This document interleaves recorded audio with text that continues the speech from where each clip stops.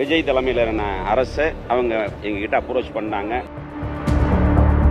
இல்ல அது அவங்க தவறா புரிஞ்சுக்கிட்டாங்க. நாங்க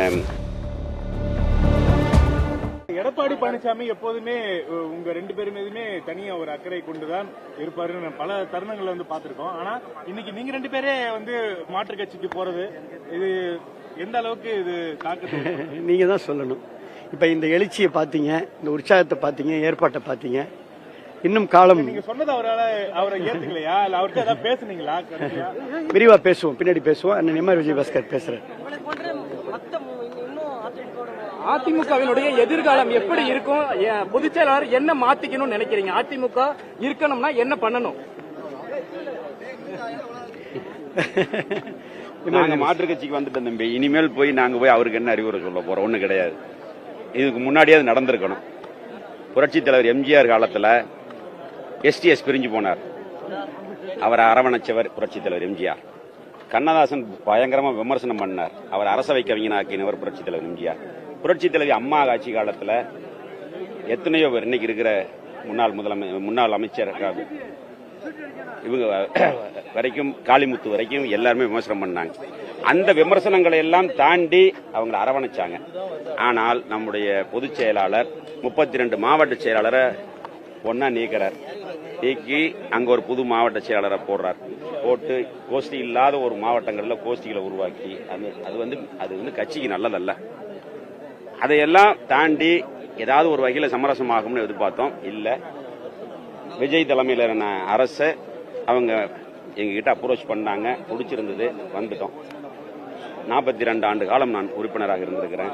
பல பதவிகள் இருந்திருக்கிறோம், உள்ளாட்சியிலிருந்து அமைச்சரிலிருந்து. இருந்தாலும் நம்முடைய டாக்டர் சொன்ன மாதிரி தான் மிகுந்த மனவேதனையோட தான் பல கட்ட யோசனைகளுக்கு பிறகுதான் இந்த முடிவு எடுத்தோம். தொண்டர்கள் மத்தியில் மிகப்பெரிய கருத்து கேட்டோம்.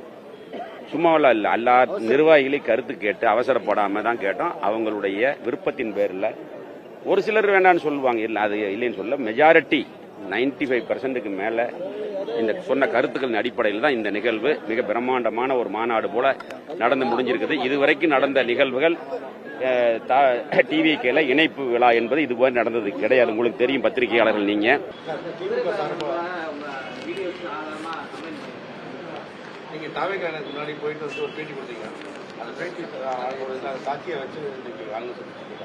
இல்ல அது அவங்க தவறா புரிஞ்சுக்கிட்டாங்க. நாங்க மகாபலிபுரத்தில் போய் கட்சியில் இணைஞ்சப்ப பேட்டி கொடுத்தோம். தாவேக்கால இருந்தெல்லாம் யாரும் எங்களெல்லாம் கட்சிக்கு வான்லாம் கூப்பிடல. அதிமுகவுடைய தலைமை மீது ஏற்பட்ட அதிருப்தியின் காரணமாக சட்டமன்ற உறுப்பினர்கள், முன்னாள் அமைச்சர், முன்னாள் எம்எல்ஏ மற்றும் மாவட்ட அளவிலான நிர்வாகிகள்லாம் நிறைய பேர் கொத்து கொத்தா போய் தாவேக்கால சேர்ந்தாங்க. கரூர்லையுமே நிர்வாகிகள் கூட இருக்கக்கூடிய நிர்வாகிகள்லாம் தாவேக்காவுக்கு போலான்னு சொல்லி எங்கிட்ட என்ன வற்புறுத்தினாங்க, எங்க கட்சி நிர்வாகிகள். அது சம்பந்தமா 11 மீட்டிங் போட்டோம் கரூர் சட்டமன்ற தொகுதி. ஏன்னா அவங்க தான் வேலை செஞ்சு என்னை ஜெயிக்க வச்சவங்க. கரூர் சட்டமன்ற தொகுதி மற்ற 3 தொகுதியில் இருக்கக்கூடிய நிர்வாகிகள் எல்லாம் வர சொல்லி இந்த மாதிரியான ஒரு கருத்து இருக்கு, நம்ம அடுத்த ஸ்டெப் என்ன பண்ணலாம் அப்படிங்கிறது சம்பந்தமா கருத்து கேட்டோம். ஒரு சிலர் வேண்டான்னு சொன்னாங்க. பெரும்பாலான அவருடைய கருத்தை ஏற்று நாங்கள் இன்றைய முதலமைச்சர் தளபதி அவர் தலைமையில் இருக்கக்கூடிய தமிழக வெற்றி கழகத்தில் போய் இணைஞ்சோம்.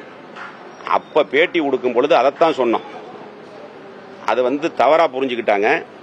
இதுவரைக்கும் அன்னைக்கு நாங்க சேர வரைக்குமே தாவேக்கால் இருந்தோ அல்லது தாவேக்கால் இருந்து போனவங்க, இப்ப உடுமலை ராதாகிருஷ்ணன் போனாரு, நம்ம கடலூர் சம்பத்தண்ணன் போனாங்க, நம்ம திருச்சி முசிறி சிவபதி போனாரு, கடம்பூர் ராஜன் அவங்கெல்லாம் போனாங்க. அவங்கெல்லாம் என்னோட அமைச்சராக இருந்தவங்க. அவங்க கிட்ட என்ன கேட்டோம்னா, போனீங்க அங்கே என்ன மாதிரி, அந்த மாதிரி தான் பேசியிருக்கிறோம். அதைத்தான் சொன்னேன். நம்மளுடைய நிர்வாகிகளுடைய எண்ணம் அதுவாக இருந்தது. அதனால தான் இன்னைக்கு நிறைய நிர்வாகிகள், ஒன்றிய செயலாளர், நகர செயலாளர், பகுதி செயலாளர்கள் என்னோட இந்த தாவேக்கால இணைஞ்சிருக்கிறாங்க. அவங்க சொன்ன கருத்தை தான் சொன்னேன். அதை தவறுதலா பத்திரிகைகளும் தொலைக்காட்சிகளும் சொல்றாங்க. அதை வச்சு ஏதோ இன்னைக்கு பேப்பர்ல போட்டிருக்கிறாங்க, பார்த்தேன் நான். அது சி விஜயபாஸ்கர்னு போட்டிருக்காங்க. அதில் அந்த மாதிரியான ஒரு எந்த நிகழ்வும் நடக்கல. நீங்க நான் பேட்டி கொடுத்ததுக்கு அப்புறம் இருக்கிறத பார்க்கணும். நான் அந்த பேட்டிக்கு அப்புறம் சொல்லியிருப்பேன், அதுலயே சொல்லியிருக்கிறேன். நிர்வாகிகளுடைய கருத்தை கேட்டு மிகுந்த ஒரு அமைதியா பல கட்ட யோசனைகளுக்கு பிறகு யாருடைய அழுத்தமும் இல்லாமல் நானா எடுத்த முடிவு, நானும் என்னோட இருக்கக்கூடிய நிர்வாகிகளும் சேர்ந்து எடுத்த முடிவு தான் ஒழிஞ்சு தாவேக்காவிலையோ அல்லது தாவேக்காவில் போய் சேர்ந்து எங்களுடைய முன்னாள் அமைச்சர்கள் சட்டமன்ற உறுப்பினர்களுடைய நிர்பந்தத்தாலேயோ நான் தாவேக்காவுக்கு செல்லவில்லை. என்னுடைய சுயமான முடிவு.